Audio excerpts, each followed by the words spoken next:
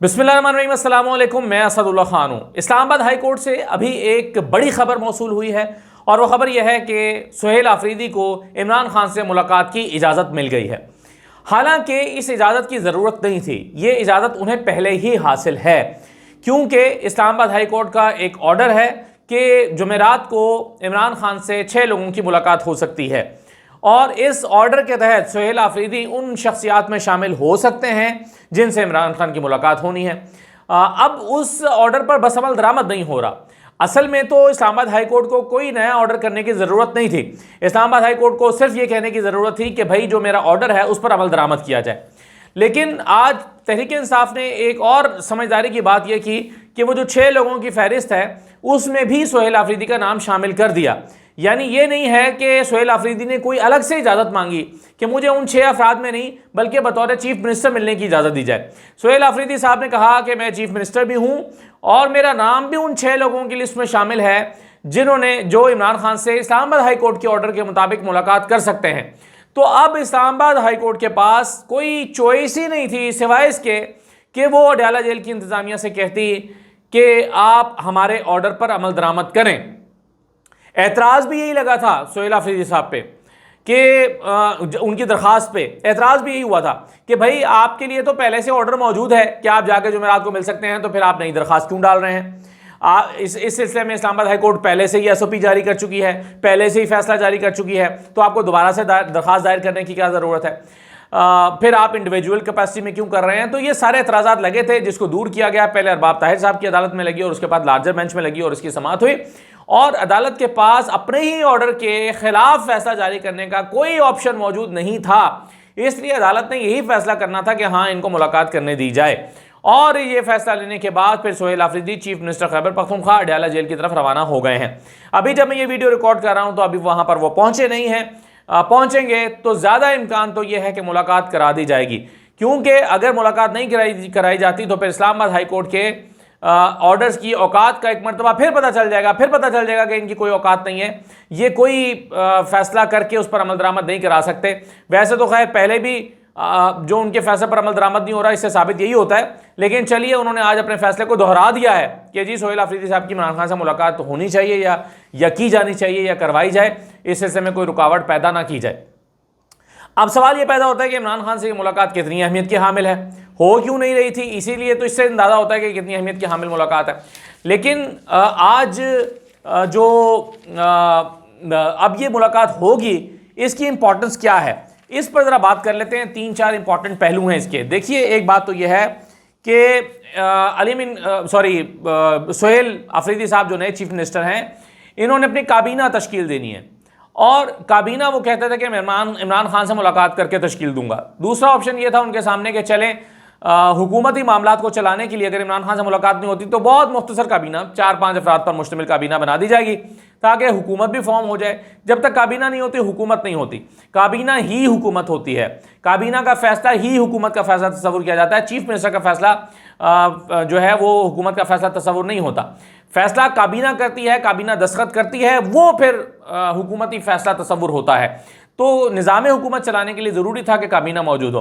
अब इमरान खान से अगर मुलाकात हो जाती है तो इसमें काबीना तश्कील पा जाएगी और काबीना तश्कील पाने में सबसे इंपॉर्टेंट जो नुकता है वो ये है कि क्या गैर मुंतखब लोगों को हुकूमत में शामिल करना है या नहीं करना। इस सिलसिले में 2 लोगों का नाम इंपॉर्टेंट है, एक मुज़म्मिल असलम का जो वज़ीर ख़जाना है और दूसरा बैरिस्टर सैफ का। बैरिस्टर सैफ कई हवालों से एक अहम शख्सियत है पिछले काबीना में, क्योंकि वो इस्टेब्लिशमेंट से राब्ते में भी रहते थे या पैगाम रसानी का काम भी करते थे और कुछ लोगों के ख्याल में ये उनकी कमज़ोरी है जिस वजह से उनको शामिल नहीं करना चाहिए क्योंकि वो इस्टेब्लिशमेंट के साथ राब्ते में।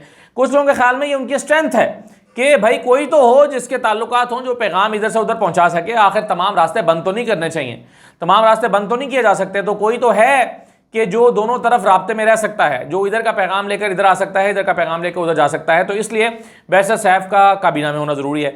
लेकिन ये काम करने के लिए अगर उनका ये किरदार या रोल है बैरिस्टर सैफ का, तो उसके लिए उनका काबीना में होना ज़रूरी भी नहीं है।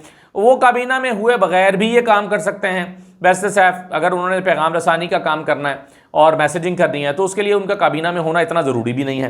तो यानी इसके कई निकात और पहलू हैं जिस पर डिस्कशन होती रही है। तो बहरहाल उन्होंने इमरान खान से पूछना है कि क्या इन लोगों को शामिल किया जाए या नहीं। देखें, जब खैबर पख्तूनख्वा में लोग ये एहतजाज करते हैं और कहते हैं कि गैर मुंतखब लोगों को काबीना में शामिल न किया जाए, तो उनकी मुराद मेरा ख्याल है सिर्फ बैरिस्टर सैफ होते हैं, उनकी मुराद मुज़म्मिल असलम नहीं होते। मुज़म्मिल असलम जो है वो कोई ज़्यादा उनसे कोई प्रॉब्लम बज़ाहिर नहीं लगता, क्योंकि बहरहाल सूबे की इकॉनमी को वो बहुत अच्छे तरीके से चला रहे हैं और हुकूमत और आवाम जो मुआशी सूरत हाल है उससे तो मुतमईन दिखाई देते हैं। तो मुज़म्मिल असलम साहब मुझे लगता है कि सर्वाइव कर सकते हैं। बैरिस्टर सैफ का मामला, पहले जो खबरें आई थी वो ये थी कि इमरान खान ने बैरिस्टर सैफ का मामला छोड़ दिया है इन पे सोहेल अफरीदी साहब पे, चीफ मिनिस्टर पे छोड़ दिया और चीफ मिनिस्टर खुद डिसाइड करेंगे कि वो इनको काबीना में लेते हैं या नहीं लेते। और अगर फैसला सोहेल अफरीदी पर आ जाता है तो ज़्यादा इम्कान यह है कि वो उन्हें काबीना में ना लेने का फैसला करेंगे अगर उन पर छोड़ दिया जाता है। हाँ, अगर बैरिस्टर सैफ काबीना में आ जाते हैं तो इसका मतलब यही समझना चाहिए कि इमरान खान की हिदायत पर आए हैं और इमरान खान ने ही कहा है। यानी अगर इमरान खान नहीं कहेंगे तो वो उन्हें किसी सूरत अपनी काबीना में नहीं लेंगे। जो ये अभी तक की जो खबरें या जो इतलात हैं उससे अंदाज़ा ये होता है। दूसरी बात यह है कि उन्होंने इमरान खान से जो हिदायत लेनी है काबीना के बाद, दूसरे नंबर पर सबसे इंपॉर्टेंट चीज़ है एहतजाज, कि बताइए एहतजाज का क्या करना है, आप किस किस्म का एहतजाज चाहते हैं। यानी हो सकता है सोहेल अफरीदी साहब एक प्रपोजल दें कि हम नवंबर में एहतजाज करना चाहते हैं, तो बताइए कि आपकी क्या राय है। तो हो सकता है इमरान खान कहें कि हाँ, आपको बड़ा एहतजाज करना चाहिए, आपको एहतजाज के लिए उतरना चाहिए। और अब उसकी दो सूरतें हो सकती हैं कि इस्लामाबाद आना है या नहीं आना। यानी अभी तक हमने 3-4 सूरतों का एहतजाज देखा है। एक तो ये है कि आप इस्लामाबाद आते हैं, इस्लामाबाद की कॉल देते हैं, इस्लामाबाद आते हैं, बहुत मुश्किल से पहुंचते हैं, रुकावटें अबूर करते हैं, मोटरवेज पर जगह जगह पुल क्रॉस करते हैं, पुलिस के साथ हंगामे होते हैं, लॉ इन्फोर्सिंग एजेंसीज के साथ फाइट होती है, आंसू गैस की शेलिंग होती है, फिर आप इस्लामाबाद पहुंच जाते हैं और उसमें ये 3-4 मरतबा हो चुका है। लेकिन उसमें एक आखिरी जो नाखुशगवार वाक़या था वो नवंबर में पेश आया था। अब इसका ख़तरा मौजूद है।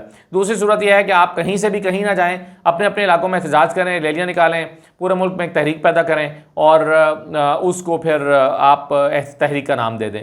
तीसरा यह है कि आप मुख्तलिफ जगहों पर जलसे करें, जलसों का शेड्यूल अनाउंस करें, खैबर पख्तूनख्वा में भी करें, पंजाब में भी करें। खैबर पख्तूनख्वा में स्मूथली हो जाएंगे, पंजाब में आपको फ़ाइट करना पड़ेगी, अदालतों में जाना पड़ेगा या ज़ोर ज़बरदस्ती करना पड़ेगी। आप ऐलान करेंगे कि हम हर सूरत आ रहे हैं लाहौर जलसा करने के लिए या रावलपिंडी जलसा करने के लिए, हम आएंगे, जलसा करेंगे और चले जाएंगे। तो एक सूरत ये हो सकती है कि आपको जलसे की इजाज़त ना मिले, आप ज़बरदस्ती आएँ और फिर वही कंटेनर्स लगें और एहतजाज बुलंद हो। और एक सूरत ये हो सकती है कि जो आजकल डिस्कस भी हो रहा है कि आप जो मेन शाहराएँ हैं उनको बंद कर दें, खैबर पख्तूनख्वा का राब्ता दूसरे मुल्कों से, दूसरे सूबों से काट दें, तो वो एक एहतजाज की सूरत हो सकती है। लेकिन उसमें फिर खैबर पख्तूनख्वा को ख़ुद भी सफ़र करना पड़ेगा, तरसीलात होती हैं, यहाँ से वहाँ भी लोग जाते हैं, तो वो फिर उससे एक प्रॉब्लम वहाँ पर भी आएगा। तो देखना यह है कि क्या फ़ैसला होता है। मुझे ये लगता है कि एहतजाज का फ़ैसला तो हो जाएगा कि एहतजाज करना चाहिए, लेकिन एहतजाज की सूरत क्या होगी ये बहरहाल देखना पड़ेगा कि किस सूरत में एहतजाज होगा। अब इसमें एक इम्पॉर्टेंट बात यह है कि एहतजाज की सूरत में होगा क्या एहतजाज के नतीजे में इमरान खान रिहा हो जाएंगे या इमरान खान की रिहाई के लिए एहतजाज होगा। इस सिलसिले में मैं फवाद चौधरी को सुन रहा था, उन्होंने बड़ी एक अच्छी दिलचस्प बात की। वैसे तो मेरा ख्याल है कोई बंदा बात करे तो उसका नाम लेकर उसको क्रेडिट दे देना चाहिए, उसको अपने नाम से नहीं चलाना चाहिए। जैसे परसों मैंने आपको एक नुक्ता बयान किया था और मैंने कहा था कि इमरान खान ने बड़ा ज़बरदस्त कार्ड खेला है कि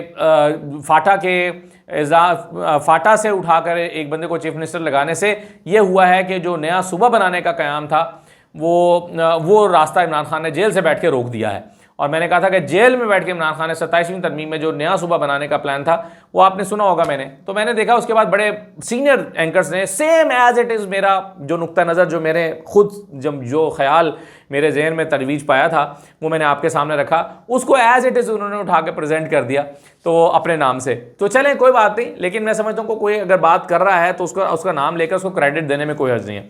मसलन फवाद चौधरी ने एक अच्छी बात की। फवाद चौधरी ने कहा कि एहतजाज होगा, उस एहतजाज को हो सकता है हुकूमत मैनेज भी कर ले, उस एहतजाज को रोक भी दे, उस एहतजाज को हो सकता है कि उसके नतीजे में उस जिनिस को कामयाब ना होने दे और इमरान खान रिहा ना हो।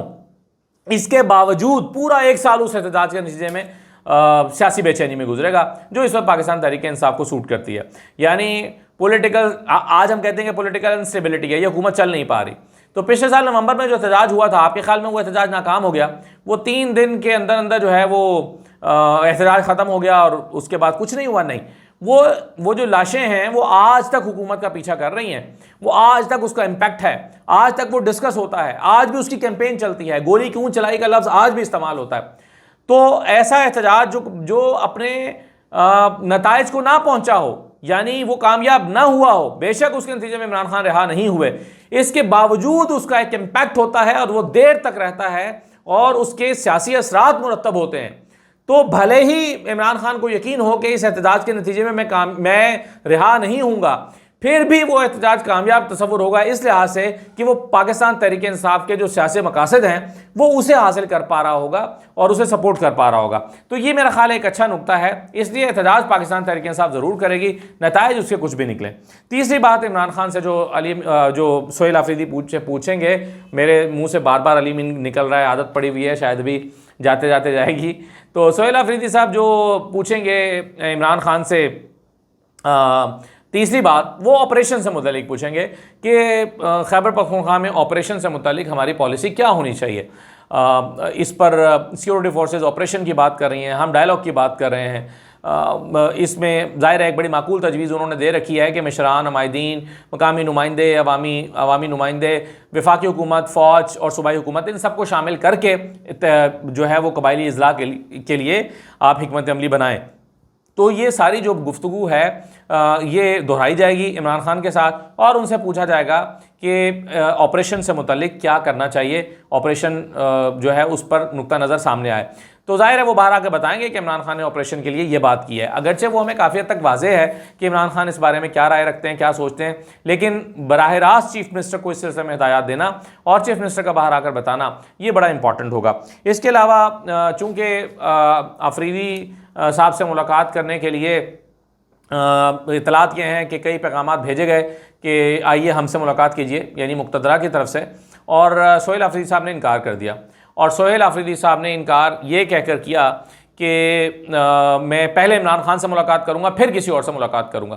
तो ऐन मुमकिन है वो इमरान खान से पूछें कि क्या आपके ख्याल में मुझे इस्टेब्लिशमेंट से रब्ता रखना चाहिए, क्या पैगाम रसानी उनके साथ जो होती है वो होनी चाहिए। आपको याद होगा पिछले दिनों ईसा नकवी साहब ने भी खबर दी थी कि सोहेल आफरीदी साहब से